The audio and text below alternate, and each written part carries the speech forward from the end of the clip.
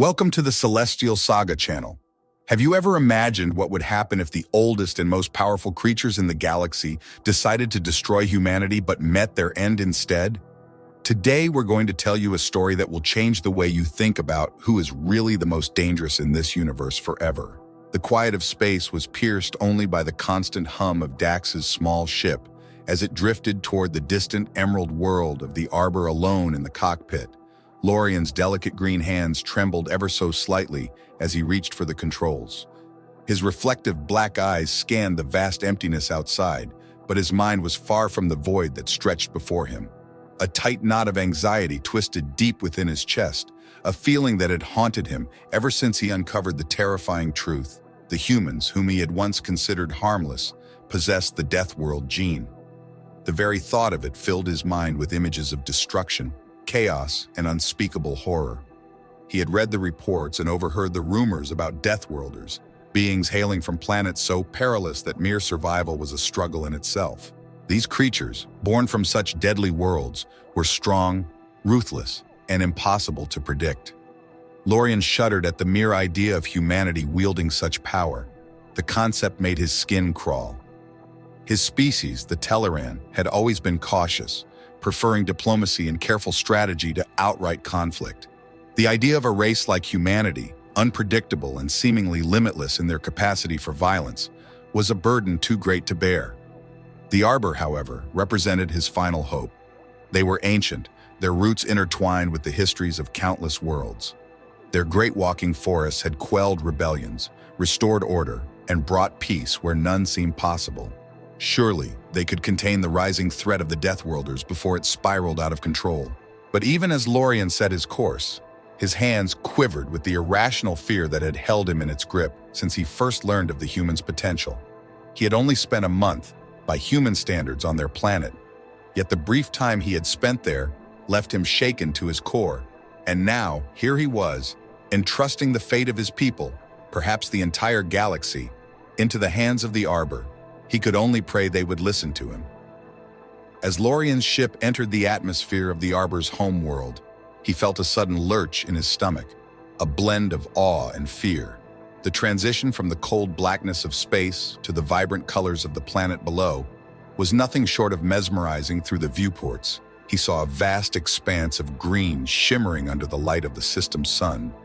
From above, the planet resembled a living ocean, its sprawling forests undulating with life. Despite his anxiety, Lorian couldn't help but feel a sense of wonder. Yet, as the ship descended, his unease resurfaced. The Arbor's world was both beautiful and formidable, a place where nature held ultimate authority. He could almost feel the weight of the planet's ancient power pressing down on him, a reminder of his own insignificance in the grand scheme of the universe. With a steadying breath, Lorian focused and directed the ship toward the coordinates provided to him. The verdant landscape rushed upward to meet him. The landing was gentle, the ship's thrusters lifting small clouds of dirt and leaves as it settled onto the forest floor. Lorian paused for a moment before unbuckling his seatbelt, his heart pounding in his chest. He had traveled so far, but now that he had arrived, the enormity of what he was about to do seemed almost unbearable. He was about to step into the Arbor's world and warn them of the dangers humanity posed. As he opened the ship's hatch, the scent of rich soil and fresh leaves filled his nostrils. The surrounding forest was dense, eerily silent. Lorian scanned his surroundings, his black eyes narrowing as he examined the towering trees that loomed over him. At first glance, it appeared to be an ordinary forest, a place of giant trunks and thick underbrush, but he knew better. Reaching for his portable scanner, a small device clipped to his belt, he moved it in a slow arc around him. The results confirmed his suspicions. No signs of the Arbor, no indications of sentient life.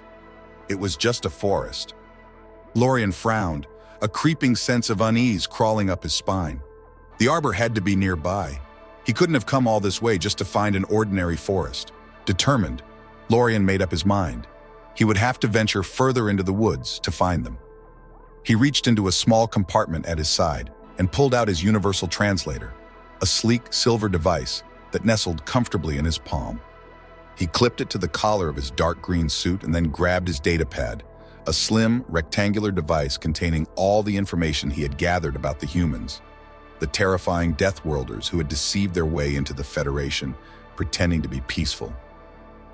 With everything in place, Lorien took a deep breath, bracing himself for the journey ahead. The forest stood before him, dark and unwelcoming, but he had no choice. He believed that the future of his people rested on finding the Arbor and convincing them to help contain humanity. Adjusting the strap on his shoulder bag, Lorien set off deeper into the forest, his heart hammering in his chest with each cautious step. As he moved through the unfamiliar woods, each step was measured, his scanner sweeping over the towering trees. The dense foliage overhead filtered the sunlight into fragmented patches, casting shifting shadows on the ground that played tricks on his senses. His boots crunched softly on the underbrush, the only sound breaking the oppressive silence around him. Despite the forest's beauty, a growing sense of dread gnawed at him. He had been walking for what felt like an eternity. It felt like hours, though every scan Lorien conducted yielded the same result: no signs of the Arbor. The further he pressed on, the more doubt began to worm its way into his thoughts. Was he heading in the right direction? Was he truly ready for this encounter? Just as his worries began to take root, something ahead caught his eye. A massive tree stood before him, its bark dark and gnarled, its branches swaying ever so slightly. Despite the absence of wind, Lorien froze, his heart skipping a beat as he noticed something unsettling. Underneath the grainy soil, the roots were moving, slowly, deliberately.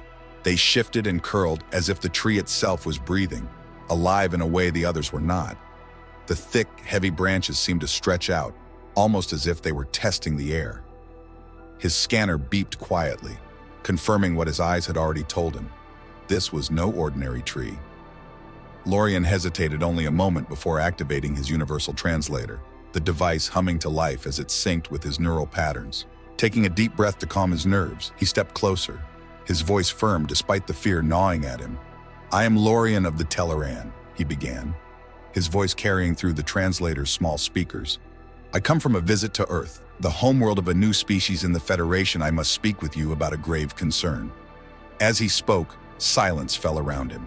The branches, which had seemed alive a moment ago, stilled. The roots stopped their slow, graceful movements, and an eerie quiet enveloped the forest. Lorien's heart raced, his confidence from moments before starting to falter. Had he made a mistake? What if the Arbor refused to listen? What if they dismissed his concerns as irrelevant? Then, a slow creaking sound filled the air. The sound of wood groaning under immense pressure. Lorien tensed, instinctively taking a step back. The noise grew louder, reverberating through the translator before it resolved into a deep, resonant voice that echoed in his ears. "What is a human?" it asked. Lorien blinked, a wave of relief washing over him. The Arbor didn't know about humans. More than that, they seemed genuinely curious. This ignorance, he realized, was an opportunity he could convince them of the threat humanity posed before it was too late. With renewed confidence, Lorien stepped forward again, his voice steady as he replied, "Humans are a new species in the Federation. From a planet they call Earth, I spent a month there, observing their ways, learning their history. And in that time, I gathered proof that they are similar to the Death Worlders, dangerous beings from hostile worlds. Their planet is harsh, unpredictable, and they have adapted in ways that make them formidable. I fear what they might become if left unchecked." He reached for his datapad, pulling it from his belt and holding it up, ready to present the evidence he had painstakingly gathered. "I have data, proof, that they are a threat to us all." The forest around him remained silent, the massive tree standing still as it processed his words. Lorien felt the weight of the moment, as if the future of the galaxy was hanging in the balance. Suddenly, the giant branches of the Arbor began to move, slicing through the air like whips. The sound was sharp and intimidating, causing Lorien to flinch instinctively. He quickly realized the Arbor was speaking again. "We cannot see the small Teleran device." The deep voice echoed through the translator, sending a wave of fear through his body. Lorien cursed himself inwardly for not considering something so obvious. While humans were taller than him, the Arbor were on an entirely different scale. His datapad must have seemed insignificant, barely visible in comparison to the vastness of their world. Feeling a flush of embarrassment, Lorien quickly bowed his head. "I apologize for my oversight," he said humbly. "If you are willing to listen, I can explain the data to you." The branches moved again, their rustling filling the air with a constant creaking sound. Lorien had begun to recognize this movement as the Arbor's way of communicating. He waited, tense, hoping he hadn't offended them. Finally, the voice returned, "Speak." Relief flooded through Lorien, and he couldn't help but feel a surge of happiness that made him start talking faster than he intended, eager to make his case before the Arbor could change their minds. "Thank you. The first thing my species noticed about the humans was their reckless behavior. They find joy in risking their lives. They do crazy things for fun, like jumping from airplanes with nothing but a piece of fabric to slow their fall, or leaping off bridges and cliffs into water. They even scale dangerous mountains and dive into oceans filled with predators, all in the name of entertainment." Before Lorien could continue, the Arbor interrupted him. Their branches swayed gently as the voice spoke again. "Some species are strange that alone does not make them a danger." Lorien frowned, disliking the direction this conversation was taking.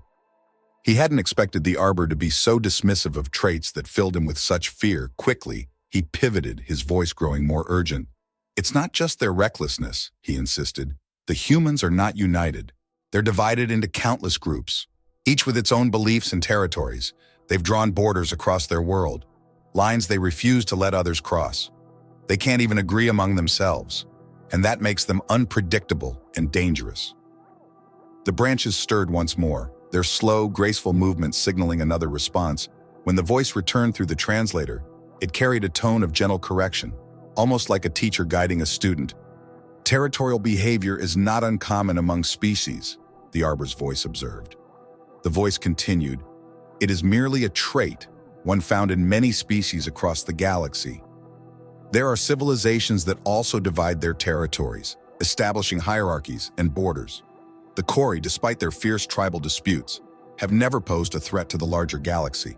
These tendencies do not define their place in the universe, nor do they dictate their potential for peace." Lorien listened, his face tightening, though he held back his disagreements. The Arbor's wisdom was unquestionable, but he couldn't shake the feeling they were underestimating the humans.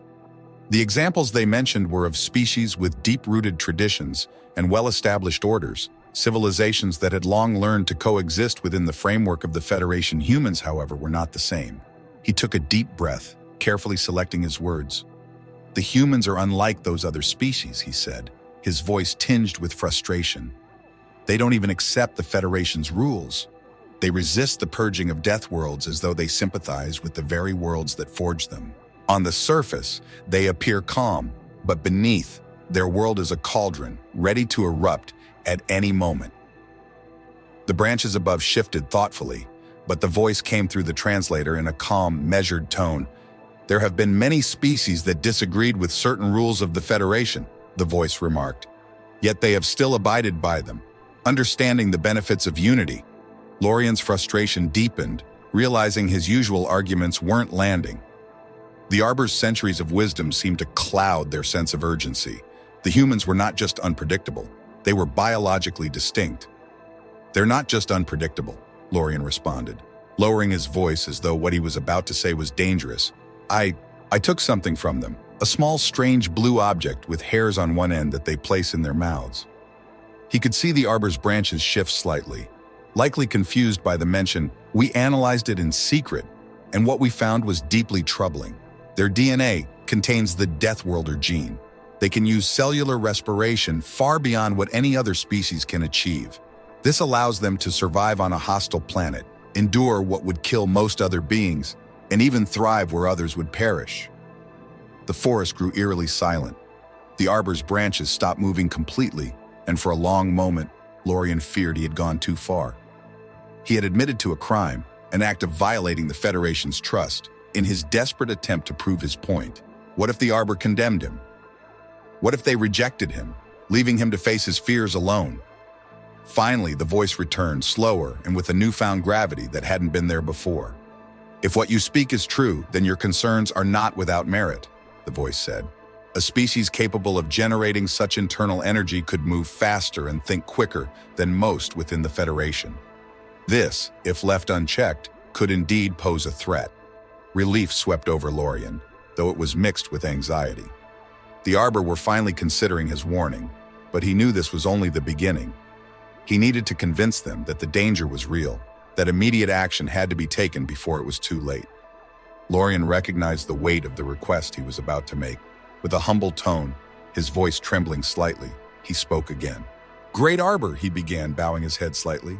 "I understand the gravity of my request, but it is vital. Will you consider going to Earth and using your immense size and renowned weaponry to contain the humans? They are an unpredictable and youthful species, and I believe only your kind can stop them from becoming a true danger to us all." The Arbor's trunk groaned softly, the thick, ancient bark creaking as it shifted, as if contemplating Lorien's plea. The rough texture vibrated, signifying the life force within. After a tense pause, Lorien's translator hummed to life once again, delivering a question that made his heart race. "Do you know the kind of weapons the humans possess?" Lorien's eyes gleamed with a mixture of satisfaction and urgency. This was the response he had hoped for. He nodded, eager to explain. "Yes, I do. The humans proudly showed me their weapons. They primarily rely on firearms, primitive devices that fire small projectiles through metal tubes powered by gas explosions. These weapons are loud and dangerous to smaller beings, but they should pose no real threat to your mighty, resilient bodies. You, the strongest species in the Federation, have no reason to fear such crude tools." As Lorien spoke, the Arbor's trunk shifted again. The bark rippled as if in deep contemplation. The ancient surface, resembling the skin of an elder creature, contracted slightly, a subtle expression of concern. Then, the voice came again, more measured this time. "How many humans are on their planet?" Lorien felt a stab of unease. The truth was daunting. The humans outnumbered the Arbor by a wide margin. He hesitated, realizing that revealing the full truth might weaken his argument, but he couldn't afford to deceive them, not entirely. With a deep breath, he decided to be honest, softening the impact with praise, hoping to appeal to their pride. "There are millions of humans," he confessed, his voice steady but filled with reverence. "But they are small compared to you, and their numbers are nothing when matched against your power." The Arbor's trunk groaned again, this time with a deeper resonance, as if considering the full weight of Lorien's words. The bark rippled once more, its texture shifting in a way that almost resembled a furrowed brow, the contemplation of an elder.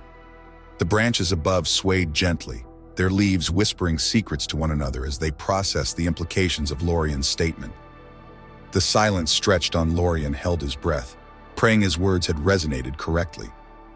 The reply that came through the translator was brief, yet carried the weight of a decision. "I will forward your request to the council," the Arbor said.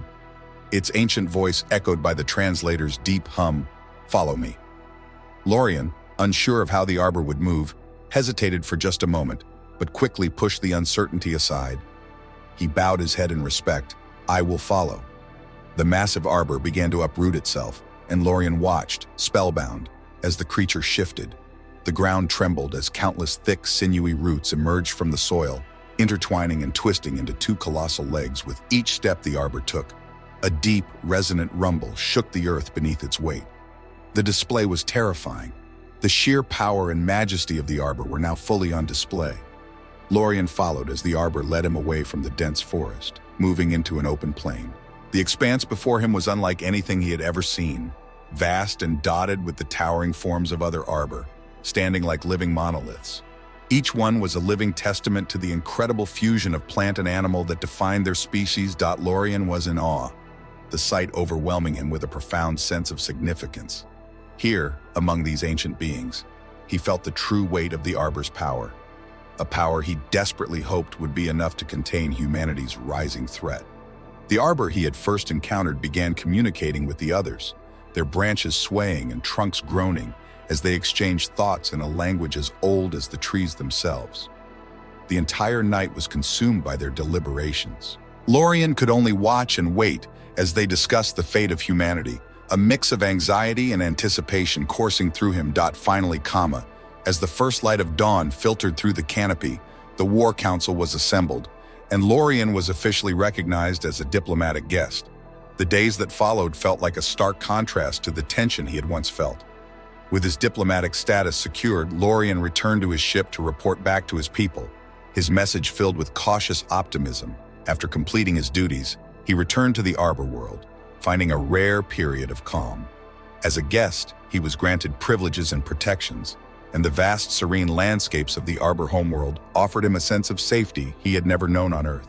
Here, life moved at a slower pace, free from the chaotic energy that had unsettled him during his brief stay on the human planet Dot. But tranquility was fleeting. The day came when the Arbor began their preparations for war.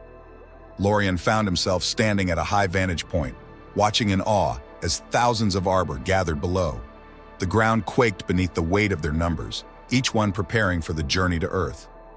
The Arbor, towering and formidable, entered their massive ships. Their colossal frames seemed almost incomprehensible. Each carried enormous laser and plasma weapons, tools of such power that Lorien had never even imagined. The sight was both awe-inspiring and reassuring. He now believed the humans would finally be contained by the might of the Arbor Dot. For a while, the scene of thousands of Arbor warriors preparing for war seemed to confirm what Lorien had hoped. The problem was already solved. The sheer might of the Arbor was enough to fill him with confidence, leaving little room for doubt. His days in the Arbor world became unexpectedly peaceful, with no anxiety or anticipation for news. The humans, now barely a shadow in his mind, seemed like a problem of the past. The issue appeared resolved before it had even truly begun. He spent his days leisurely basking in the privileges granted to him by his diplomatic status. But life, as Lorien would soon learn, had a way of delivering unexpected blows, hits that land hardest when you least expect them.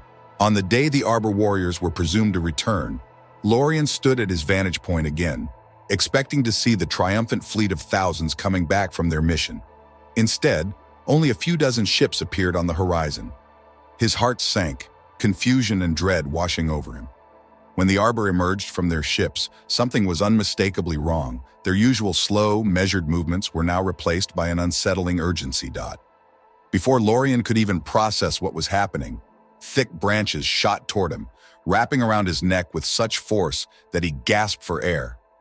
In an instant, he was lifted high into the air, so high that the ground below vanished, leaving him dizzy with fear. For a terrifying moment, Lorien was certain he would die from the sheer height alone. The branches squeezed tighter, and the Arbor warriors spoke, their voices a deep, resonant rumble that the translator failed to decode. The refusal of the device to translate their words only added to his panic. Before he could plead for his life, he was shoved roughly into his ship. The branches released him only once he was safely inside. The threat that followed was clear.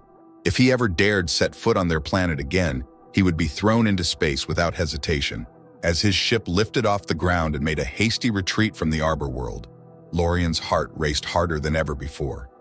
His mind was a whirlwind of questions and fears, none of which he could answer. What had happened to the Arbor army? How could it be possible that they, the strongest, oldest species of the Federation, had been defeated? The terrifying unknown loomed large in his thoughts. The reality of what had gone horribly wrong weighed heavily on Lorien, leaving him shaken and engulfed by a sense of dread he had never experienced before. The events of the Arbor's sudden return, their aggression, and the terrifying ordeal he had narrowly escaped all consumed him, leaving him adrift in space, struggling to make sense of it. It took time for the shock to settle, and the true gravity of what had happened slowly began to sink in.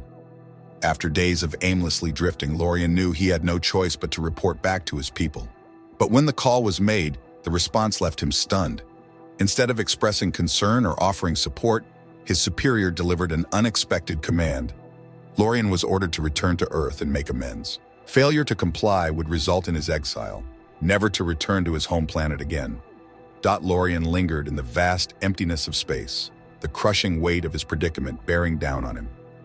The thought of returning to Earth after everything that had transpired was almost unbearable, but as he floated in the endless void, a grim sense of acceptance began to take hold. What other choice did he have? Refusing the order would mean becoming a drifter, lost and forever wandering the stars. The very thought of such an existence, so lonely and void of purpose, pushed him toward the decision with a heavy heart and a resigned spirit. Lorien set his course for Earth, prepared for whatever lay ahead, even if it meant his own demise. Approaching Earth, Lorien's anxiety reached new heights. He anticipated the worst. A fleet of human ships, their weapons aimed at him, ready to strike for his role in the failed Arbor invasion. But to his astonishment, nothing of the sort happened. Instead of hostility, He was met with a calm and almost casual response. Earth invited him to land. Lorien's disbelief deepened as he processed this unexpected turn of events.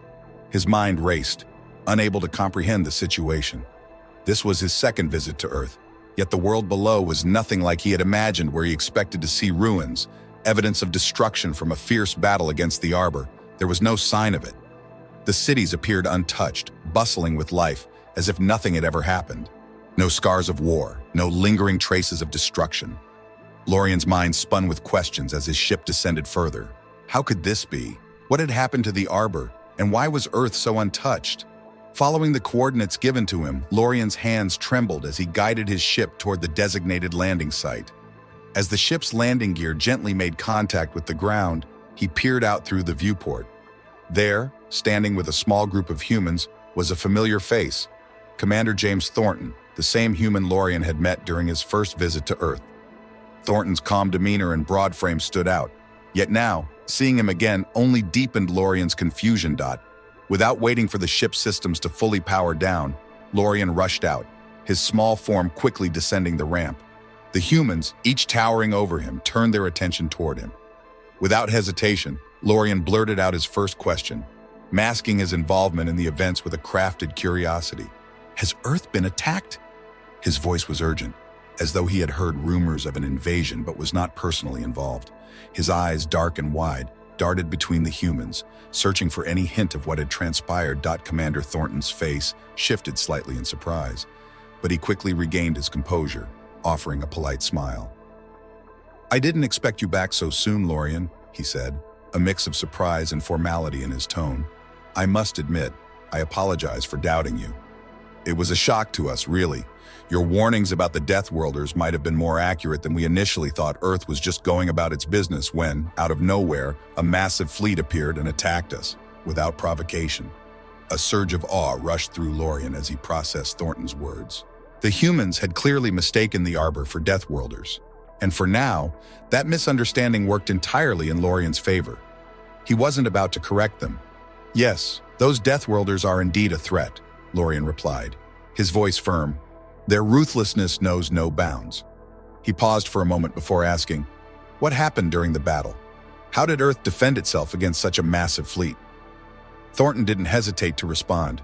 "Out of the blue, those tree-like aliens landed in parks and fields across the planet," he began, his voice growing more intense.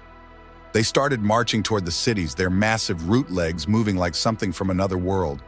It was unlike anything we've ever seen before." Lorien listened intently, his eyes never leaving Thornton as he continued. "People panicked," Thornton said. "Everyone rushed to the stores, buying everything in sight. It was pure chaos. The army mobilized quickly, setting up defensive positions around the cities in just a few hours, preparing for a fight." Lorien could almost picture the scene.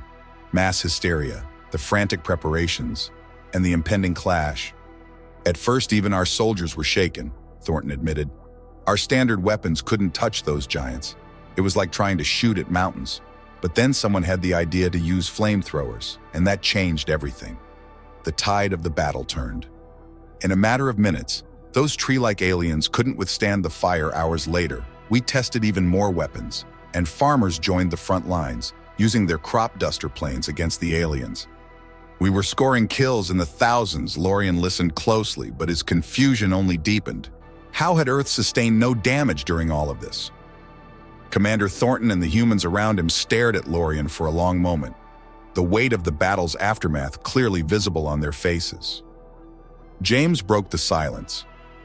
"Humanity didn't exactly take no damage," he explained, his voice a blend of pride and exhaustion. "Many of our supply chains were destroyed during the chaos. Even now, many everyday items are missing from the shelves." He paused, then added with significant emphasis, "But what's left of those tree aliens is helping us with that." Lorien was utterly flabbergasted, his mind struggling to keep up. "What's left of them? What do you mean?" he asked, his voice trembling with disbelief. The humans exchanged uneasy glances, a silent conversation passing between them. Finally, James spoke again. "We could show you if you want." Lorien agreed, his curiosity now piqued, but his confusion deepening. Moments later, he found himself climbing into a human vehicle, its massive size making him feel even smaller. The ride was brief, but every second felt like an eternity. The vehicle eventually stopped in front of a massive structure, imposing and industrial. It had a ceiling, but no walls, with the open air allowing a glimpse of the vast space within. Lorian stepped out, his heart racing, following the humans inside, eager and anxious to discover what horrifying secret lay within. As they guided him into the structure, the sight that greeted him froze him in place. It didn't just freeze him, it nearly shattered him. Before him lay the massive, lifeless body of an arbor, stripped of its once majestic branches and roots. The body was being fed into a colossal machine, which methodically stripped away the irregularities of the wood, crafting a perfect cylindrical log. The sound of grinding metal and splintering wood filled the air, and the sheer brutality of the scene made Lorian's insides churn. He was so stunned by what he saw that he asked a question without thinking. What do the humans use the Arbor's body for? Commander James seemed momentarily surprised. Is that what those Death Worlders are called? He asked before continuing, almost casually. Well, nothing goes to waste. Their bodies are being put to good use for construction mostly, or even to make broomsticks to clean up the mess they caused. Before Lorian could react, another human from the group, eager to contribute, chimed in with more information. Yeah, you'd be amazed at how many rolls of toilet paper we can get from just one of these giants. The comment earned him several angry glares from the others, clearly disapproving of his crass remark. But the damage was done. Lorian's mind reeled as he processed the horrifying reality. His mind barely grasped the grotesque truth before he blurted out, "What is toilet paper?" What followed was an awkward and drawn-out explanation, one that Lorian barely registered. But the little he could understand of what had become of the mighty Arbor was enough for him to make a snap decision. He needed to leave Earth immediately. The conversation that followed consisted mostly of Lorian making excuses to return to his ship. His mind, overwhelmed with disgust and shock, was already grappling with yet another difficult choice. As Lorian sat in the cockpit of his vessel, staring into the abyss of space, the weight of his choices pressed down on him. The decision before him was stark and impossible. Should he end it all, throwing his ship into the human star and ensuring that the fate of the Arbor died with him? Or should he contact his species, perhaps with more urgency than ever before, to explain why it was a terrible idea to mess with the humans?